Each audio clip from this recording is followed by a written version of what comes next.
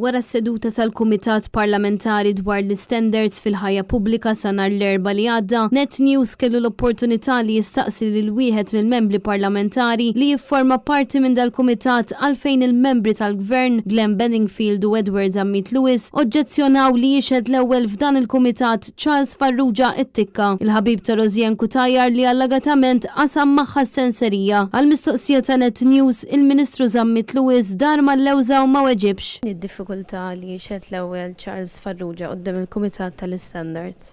Aħna l ħaġa m'għandna diffikultà xejn li nibqgħu mmorru quddiem il-Kumitat tal-Istandards li jippresedih l-Speaker, anzi aħna noqogħdu għar-rulings li jagħti għad-direzzjoni li jtina u niddiskutu dak li hemm bżonn. Minflok sostna li mhux dejjem għandha tgħaddi tal-membri tal-Oppożizzjoni. Mhux tgħaddi bil-fors tal-membri tal-Oppożizzjoni, però hemm min-naħa tal-membri tal-Gvern li jkollhom l-idejat tagħhom ukoll. Dan wara li l-membri tal-Oppożizzjoni fuq dan il-Kumitat kienu qablu mal-ewwel ma' talba inizjali tal-membri tal-Gvern li jittella jixhed il-Kummissarju tat-Taxxi Marvin Gerti, iżda talbu li jixhed l-ewwel sieħeb Rosianne Cutajar Dan il-Kumitat qed jiddiskuti r-rapport tal-Kummissarju għall-Istandards George Hisler li fih kien sab li d-deputat Laburista u ex-segretarju parlamentari Rosianne Cutajar ħatja ta' ksur ta' etika. Fl-ewwel laqgħa li fiha kien diskuss dan ir-rapport kien ġie deċiż li dan jiġi ppubblikat, iżda fil-laqgħa ta' wara meta mitluba jieħdu l-vot tagħhom dwar dan ir-rapport, il-membri tal-Gvern nifutaw kontrih fil-waqt li l-membri tal-Oppożizzjoni approvawh. Kien għalhekk li kellu jitfa' l-casting vote tiegħu l-Speaker tal-Kamra